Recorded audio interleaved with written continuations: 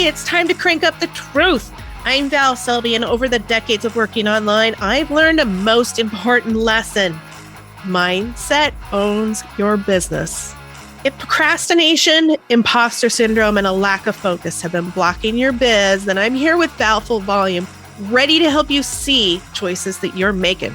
Get ready to own your personality and use your expertise to create the business of your dreams. Now is the time to make changes and live your best life. So let's get to it.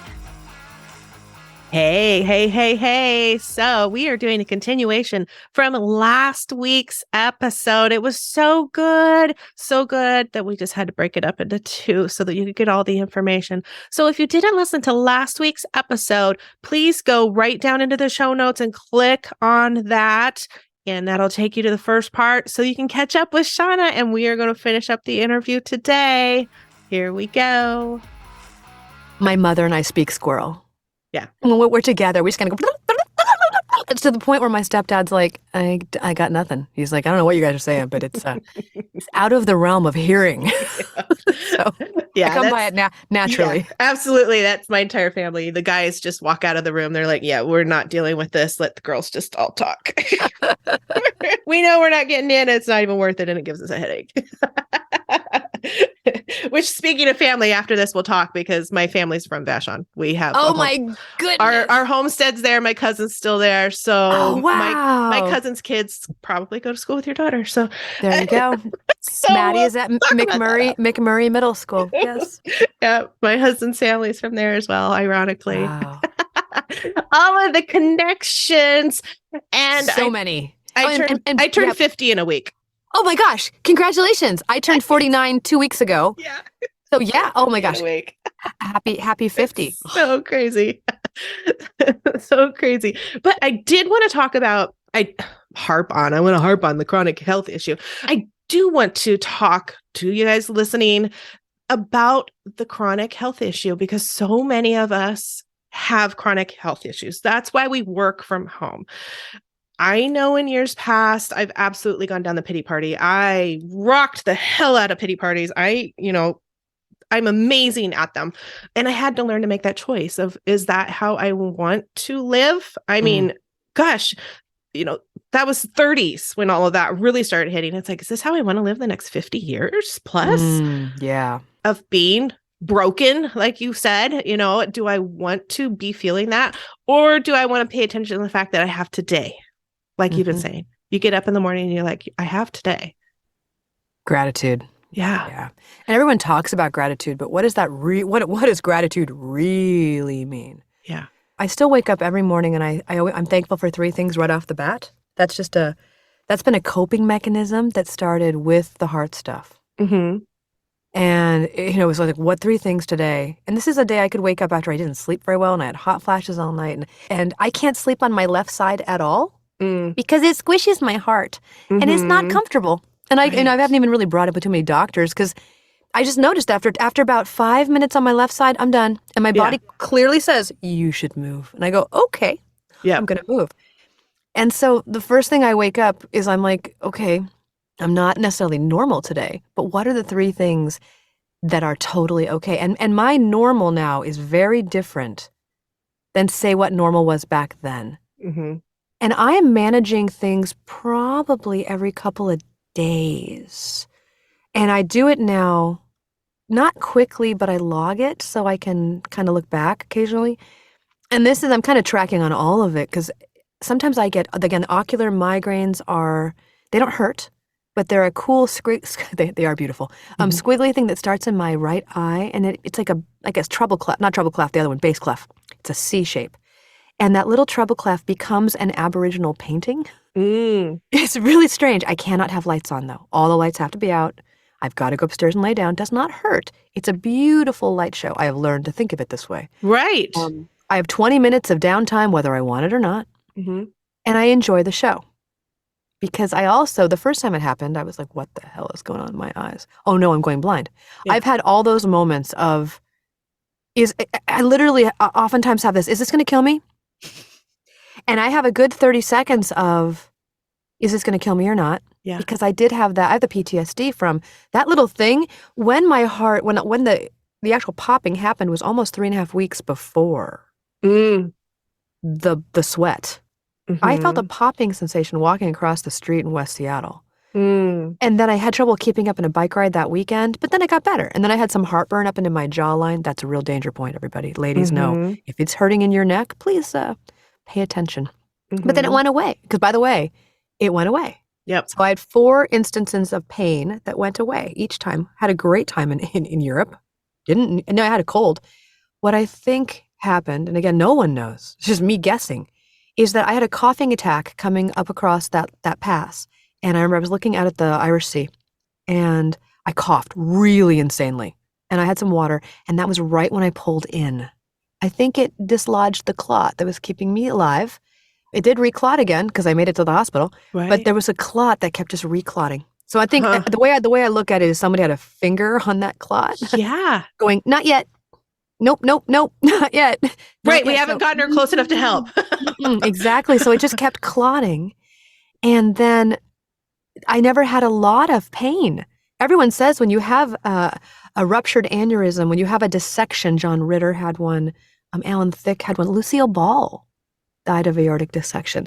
It's really painful, apparently. Not necessarily. I was never in a vast amount of pain. The sweating was a big deal. Yeah. And then I had pressure on my chest. And then I started throwing up. And then I went hypotensive. And then I don't really remember too much other than cracking jokes in the ambulance. Because the poor surgeon, they put a surgeon on the ambulance with me. What did they tell him? She's probably going to die. Have this scalpel. I was just like, and I remember he was throwing up. For real, this is all a true story. I'm not embellishing here. I do embellish in the story a little bit. And I was like, oh my God, that poor guy, he looks like hell. Now I know why he looks like hell. They're like, she's not going to make it. Have fun. Yeah. And he looks so bad. And I was like, dude, are you okay? Oh, dude, I know. Car trips are the worst. Let's just tell stories. So I was like, I'll go first. You go into mom mode. Oh, I did. I was like, okay, it's 1944. I've taken terrible shrapnel to the chest. And I'm a spy. We have to get me across the border. Okay, go faster, drive faster. And the nurse is cracking up. And the guy who's holding my shoulders is like, are you always this much fun? And I'm like, has he stopped throwing up yet? Are you okay? And he grabs my foot. And I remember the warmth of his hand on my foot. He goes, I can't believe you're comforting me. And I was like, everybody don't forget, don't hit the castle in the middle of the road. I know we're coming up to that. There's a castle in the middle of the frickin' road, people. Who does that? And I remember that whole conversation about the castle. And they were like, well, they were going to build a road to go around it. Yeah, I totally remember the conversation. The nurse like, yeah, they were going to build a road to go around. And I'm like, well, somebody should. Because I remember there were sheep in a castle. And is that what we're dealing with tonight? Anyway, it's a 2.5-hour ride. So wow. Anyway, chronic illness. And so I have stuff that happens to me every couple days. Yeah. And I manage it with exercise. Mm-hmm. And I manage it with stopping and breathing. Mm-hmm. I do a lot of that. So the minute something goes wonky, I get floaters in the eye, I get tinnitus in my ear, there's so many things that can happen, right? I get a little tiny pain in my chest to the left of my heart, to the right of my heart. I tweak a muscle. Oh God, am I going to die? So I have that moment of, is this going to kill me? Well, let's just breathe for 2 minutes. Yeah. And that stopping completely. And I also have, I have a coping mechanism that is, I guess it's kind of odd, but I love it. And the first time I told someone about it, I was like, I sound like I'm insane. So I could be. So I love Jim Henson's Muppets. I've always loved the Muppets. And they're not who showed up, though. It was the bad spinoff. It's the Fraggles. And I was like, oh my God, why is there a Fraggle here? I don't even like you guys. Right. They all moved in. They moved into my heart space. So by about November of panic attack time, I would be talking to Gruber or one of the other Fraggles, and that tall one is like the feminine one. She's very comforting. They would come and they would dance, and all those little tiny guys that go in like, I don't know what they were. They were like little builder guys. I would send them on errands. I'm like, hey, I'm having like tinnitus in my ear. Can you guys go fix that, please? Nice. And I still do that to this day. Right. Every day. There's a Fraggle thing where like, hey guys, can you go check out my brain? I need a report on the brain. Right. And most of them wear red shirts from Star Trek. Uh-huh. I don't know why either, that one either. But my brain took me, and maybe it's just creativity and falling into that. I went, and maybe it's a borderline insanity, but I will say it's so helpful. And I don't really tell my husband and my daughter when I'm talking to the Fraggles. They don't need Right. to know. No. I do have 3 stuffed Fraggles in my office upstairs now. I love them because they're a good reminder of the fact I'm not alone. And maybe my Fraggles are angels in disguise. Maybe my Fraggles are whoever had the finger on the heart. Well, and it's probably coming back. I mean, if we want to go there, it's probably coming back from our childhood, being the same age. My mom's a Trekkie. Yeah. Sorry. Ugh. But I mean, that was the same time period back when and I love were Star young. Wars more. I love Star Wars more. Absolutely. They're both second tier. It was the Fraggles and it was Star Trek. What? Yeah. Where's my, I should have like Kermit the Frog as like right. Luke Skywalker. No, that's not what happened. Yeah. It's ironic that, you pulled the 2 because I am the same way. It'd be Muppets. And in my head, it's Muppets and Star Wars. Right. And you pulled up the other ones. But those tools get me through it. To have tools, and who cares what the tools are? Yeah. I know that even for me, just giving myself permission to do like you said and go lay down for 20 minutes. Yes. Giving myself permission. It's like, okay, you know what? You're having a panic attack. You haven't figured out why. Let's just stop pretending that life is normal at this second and go chill out. And it's nice not to fight against it. Yeah. I can't fight against my heart explode. Okay, it did. So I can't fix that. Nope. I have a wicked huge scar on my chest. Okay. I still love when people look at that and they have that moment. Because I do wear shirts that are V-cut. I do. Oh, yeah. Mostly because I forget about it. Right. And they'll walk up and they'll be in like the 50s, 60s men will go, huh, can you talk about it? I'll go, sure. Right. Oh, yeah. Because they're going to want to talk about it. Let's share scars. Yeah. And it's, not everybody. And I've also met a couple people who, the aortic groups, the aortic dissection folks, I discovered quickly that I fit in and I don't fit in at the same time. I'm a little more able-bodied than some, because depending on when they caught the dissection, more bad things can happen. And not a single dissection survivor has the same story to tell. We're all totally different. And so commonalities become tricky. And there's a study going on right now, and I try to follow all of these, and I probably should be part of it. I may need to probably get on it because, again, I would say, a 95% totally normal life. Now, I do work from home, but I did before. Yeah. So that actually was just nice. I went into the studio right after I got home, the fall of 2019. I was still going into the classroom to teach. And I can't say it was awful, but I like being home better. Yeah. Yeah. Definitely. And so I'm in no hurry to leave working from home because it's fantastic. Yeah. How's that going to be when you're doing shows and all of that? Well, that's travel, right? That's you. Okay, so it's you're keeping it very separate. Okay. Yep. And that's going to require. And again, that's where I get some anxiety, where I'm like, okay, how am I going to manage either stage fright, health fright, heart fright? What are my skills? I'm going to feel the fear. I'm cool with that. I'm okay with that. I think to try to push away fear is not helpful. No. But to have tools, for me, that's going to be meditation and getting calm in a dressing room. That's what I was just going to ask. So, okay, because I want to pull that information out. What is going to help you calm before you get on stage? A good 10-minute meditation. And I'll probably go back to what I used to do when I had stage fright. I go out and sit in the middle of the stage and I count the chairs and I make friends with every single chair. I don't know why that works, but it's very meditative. Cool. And I'm like, I like that chair. I like that chair. Oh, I like that chair too, that chair too. And then I've made friends with the space. Yeah. And then I go out there and do a show. Nice. Yeah. And I think too, I will need touchstones. So touchstones can be something you pick up and touch that ground you.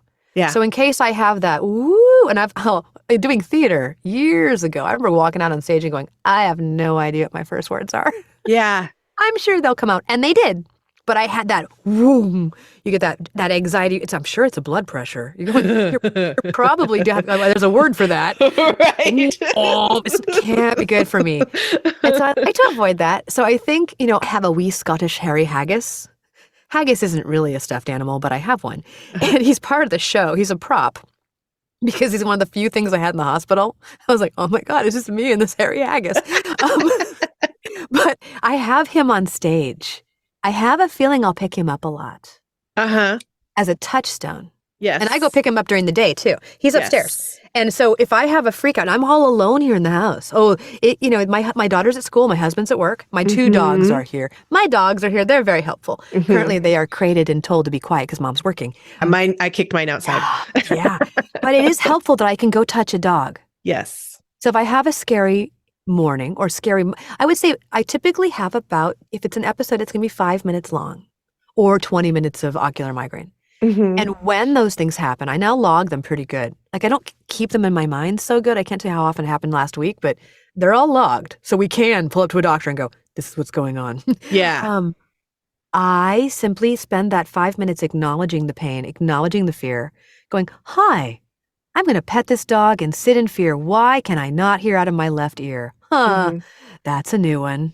Is that going to kill me? Oh, definitely not. Okay, for sure hearing loss isn't going to kill me. Oh, that weird twanging sound in my right ear. That's annoying for voiceover. Oh, that's annoying. Is that going to kill me? Nope. Oh, that weird pain in my heart. Okay, we're going to pay attention to that one. But let's go get calm for 5 minutes. So when I got COVID, whoa, I'm traveling in Switzerland. And the voiceover conference I was at, someone brought it. I got it. I'm the one who let everyone know they had it because I woke up with heart pain. I don't get heart pain very often. Yeah. And so I was like, okay, something. Hey, Fraggles, what's going on? Fraggles like, you should go in. I'm like, I think I'm going to go in. I'm like, okay, everybody stay calm, but let's go downstairs. I call the conference planner. I'm like, I'm going to need an ambulance. Don't worry, I've got travel insurance. Oh, I carry travel insurance, lots of it. Uh-huh. And right. I did when my heart also exploded. And so guess what? It didn't cost us anything. Nice. $10,000 in travel insurance covered all of it. Oh, okay. So awesome. carry travel insurance. So anyway, I knew I was going to be in Switzerland, by the way, is very expensive. You get reimbursed later. Oh, very expensive. So $500 ambulance ride to the hospital. They're like, hey, have you had COVID yet? And I'm like, no, I'm double vaxxed. I wear masks. He's like, okay, I'm pretty sure you got COVID. And I'm like, okay. And so they gave me some pain meds. They bring my fever down. I get to the hospital. They're like, you have COVID. And I'm like, is this heart pain? He's like, no, your heart's grand. No, sorry, it wasn't Ireland. It wasn't grand. Right. They're like, your heart's good. So the heart was good, but I had pain on the top of my lungs, which is right by your heart. So, yeah. So I had burning pain in the lungs, which with their medication, and then I could not go on Paxlovid because I'm on warfarin. So complicated. They sent me back to the hotel, very nice hotel. And I had the funds and I have the insurance to stay 2 more nights. And getting home was tricky. Switzerland's like, go home. Right. We don't want your germs. I don't want to get on an airplane with COVID. Yeah. Wow. And they're like, go home. I was 2 pairs of gloves. It was 3 masks. Nobody got it. Trust me. I didn't get near anyone. I was in first class, which is great. But that woman next to me didn't get it. I didn't eat. I didn't drink. Nope, nothing. I was like, you will not, what do you want to call it? I am, it's awful. And I got home and neither my husband or my daughter got it either. Same thing. I went downstairs. No contact, basically. Right. 3 masks, all of that. So I got over within the 5 days. I was almost asymptomatic with the exception of that little bit of heart pain. Well, not heart pain, lung pain. And then I was pretty light case, obviously contagious, all of that. Yeah. But that was also good for like my mother to hear because she was terrified about my getting it. Oh, absolutely. Because anyone who lives in terror of being, I'm not necessarily immunocompromised, but I've been through a lot. And I came through COVID, knock on wood, all of that stuff. Okay. Yeah, because I was totally paranoid that I was going to bring it, because like I said, my husband's a firefighter. So he was around germs, even though they were PPE'd up the yin yang. I'm Yes. like, I was just paranoid since he's around so many germs. I'm going to Yeah. bring it. I'm going to be the reason he dies after he survived. I was just like, Right. and it did get to that point where, I'm talking to my dad and you can hear it in his voice. Like if he Yeah. doesn't see people soon, all of that surgery Yeah. was for nothing. That's right. That's right. See, his stuff happened during the pandemic. I am very fortunate.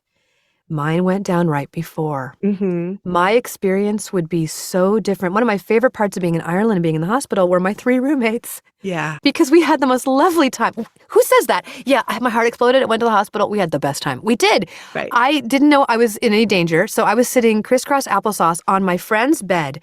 She had a blood clot in her hand. No danger there, right? So she's managing a blood clot, and she's a musician. And the two of us were singing. All in harmony. And the woman next to us, oh my God, she was going through hell. She'd been through 3 or 4 different surgeries.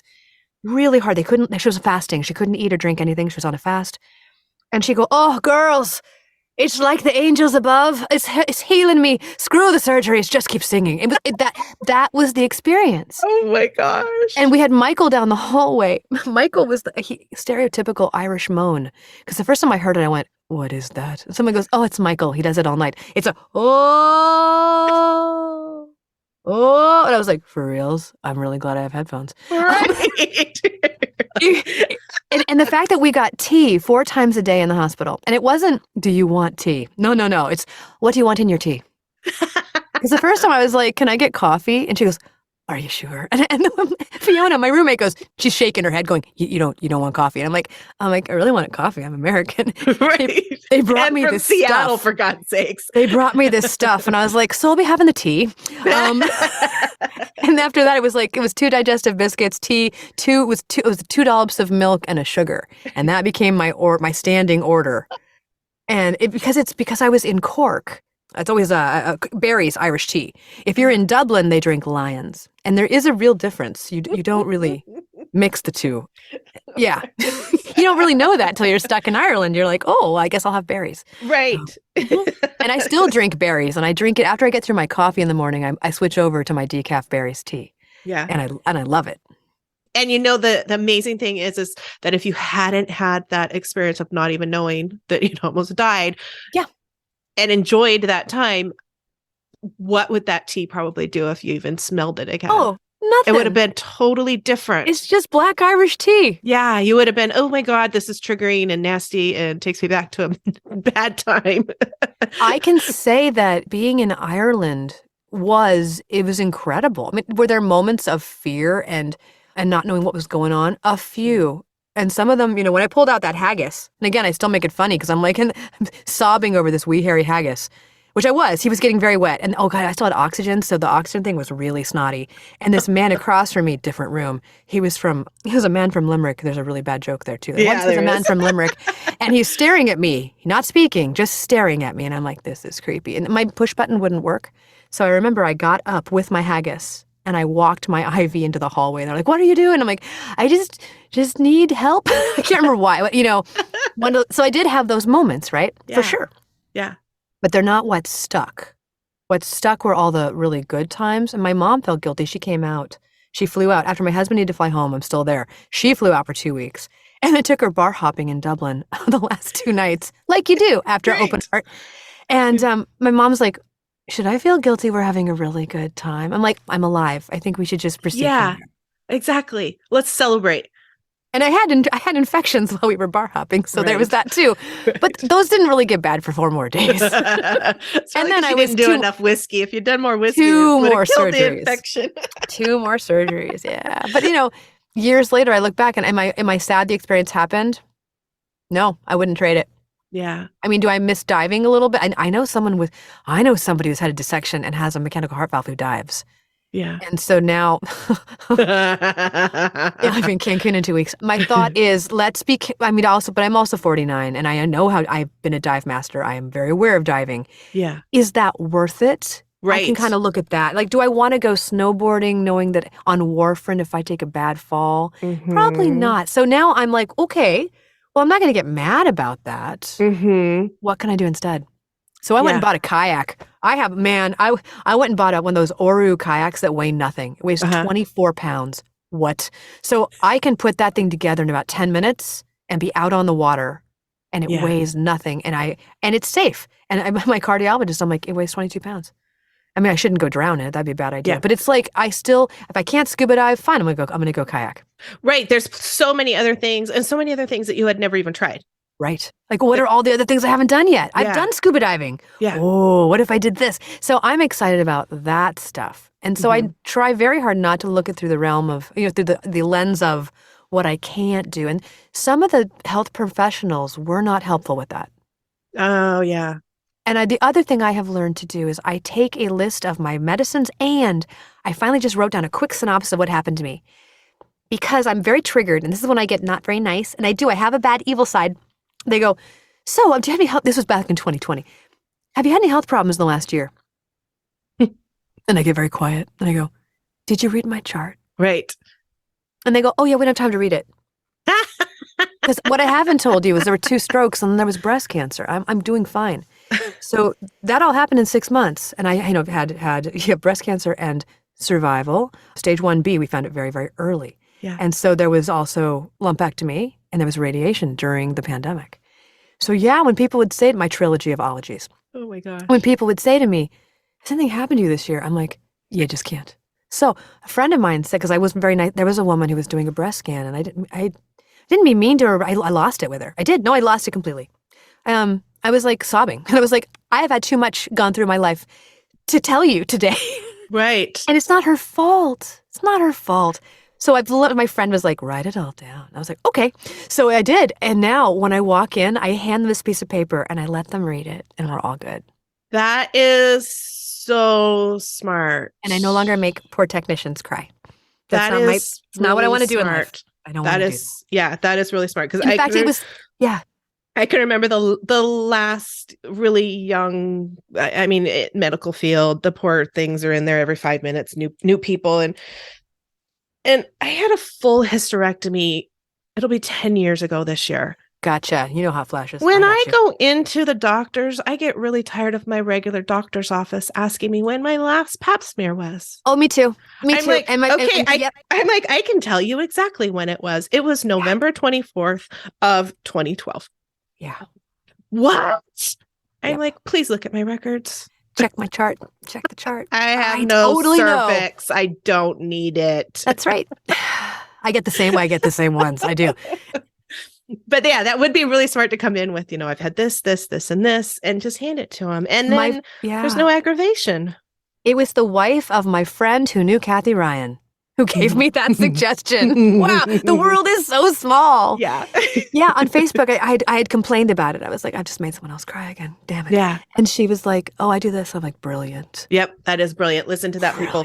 Do it. So many of us have chronic issues. Just save our mental health from it. We don't need to go through it if it's a bad day. Right. If it's, and especially sometimes when you go in for a pap smear, you're talking about it and they're like, what's your family history? I'm like, well, my uncle, my mom, not my mom. Sorry. Oh my God. I can't believe I just threw that. I'm taking that back, clearing that. Yeah.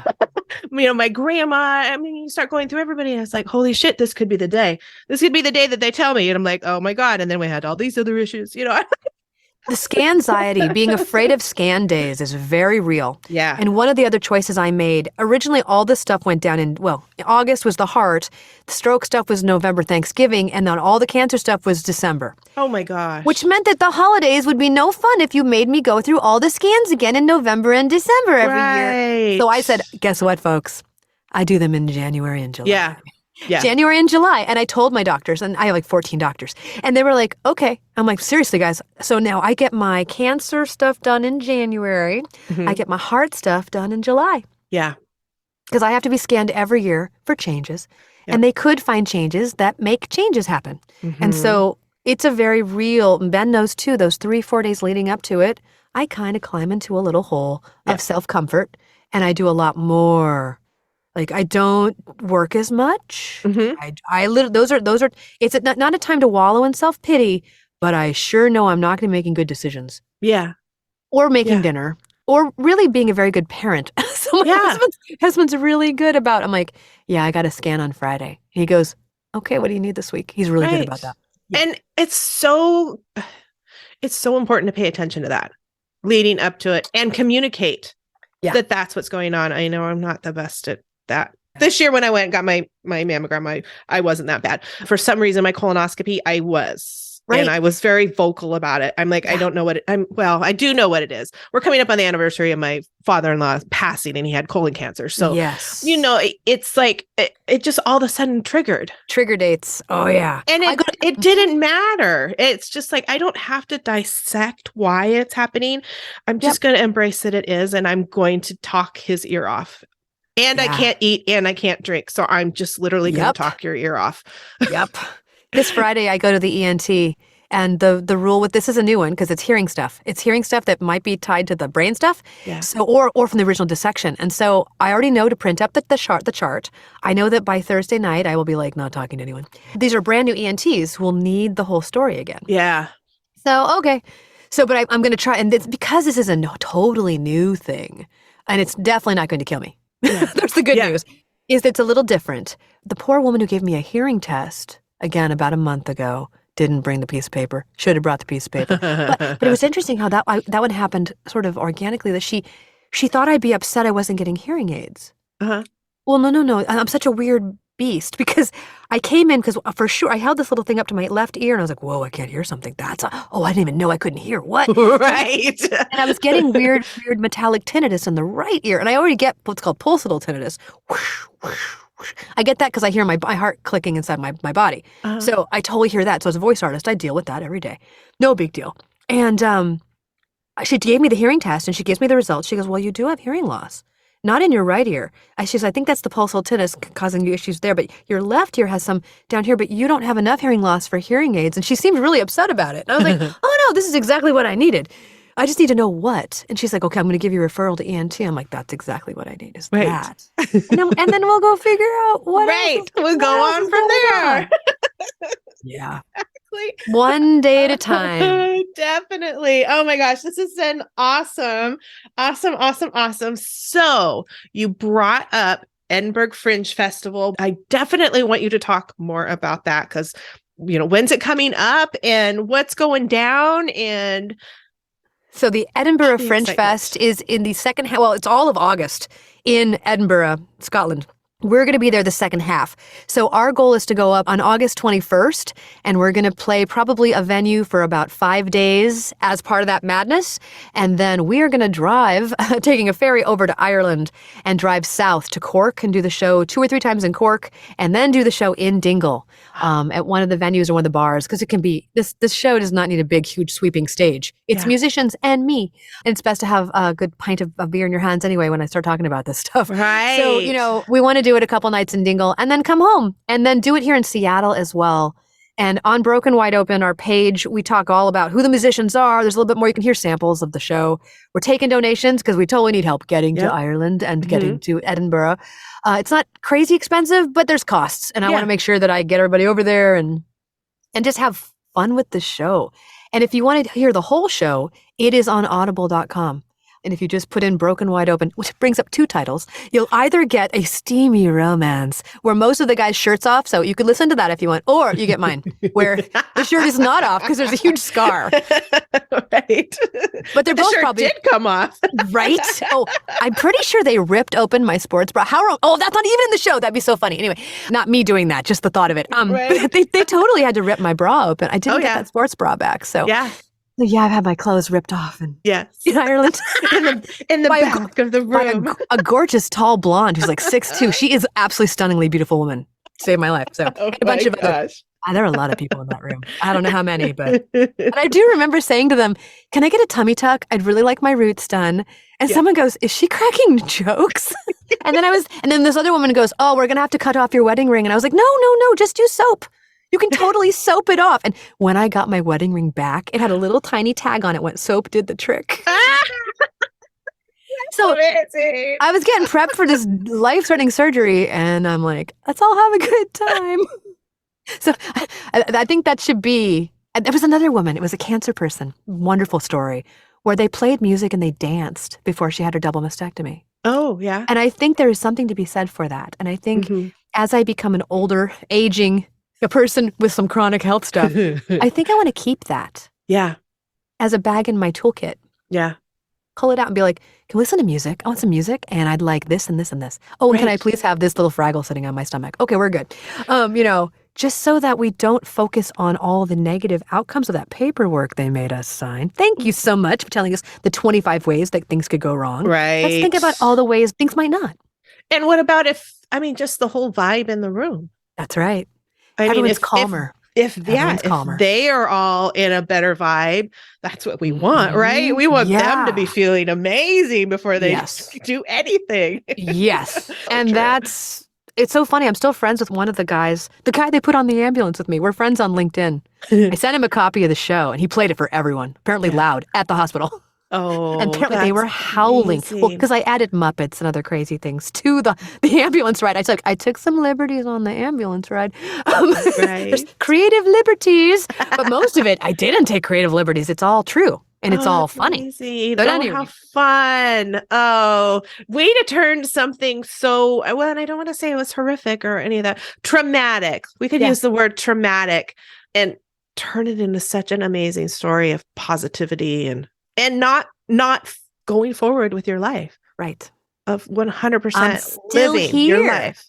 I'm still here and now I'm 49. How cool is that? Yeah. You're here and you're living. That's right. You're not just here and going, oh, I can't do anything anymore because this happened to me. No, got lots of stuff I can do. Yeah. You choose life. Awesome. Oh, so lovely talking to you. Goodness. This has been awesome, Shana. So I'm going to have all of this information here in the show notes, everybody, so that you're going to go and find her. You're going to go listen to her audio book. You're going to go listen to everything. I know I've got some of you listening that are over in the UK. So you are going to Fringe Fest in 2023, and then you're going to report back to me. I'm going to call some of you out. Awesome. Make sure you're doing it. But thanks so much for being here. This has been wonderful. And I appreciate you so much. Oh, thank you. All right, listeners, I will chat at you next week. Thanks for listening to Val Full Volume. If you are done spinning in circles and procrastinating, check out my quick workshop, 14 Biz Actions. Action creates change. Now go out there and create the biz of your dreams.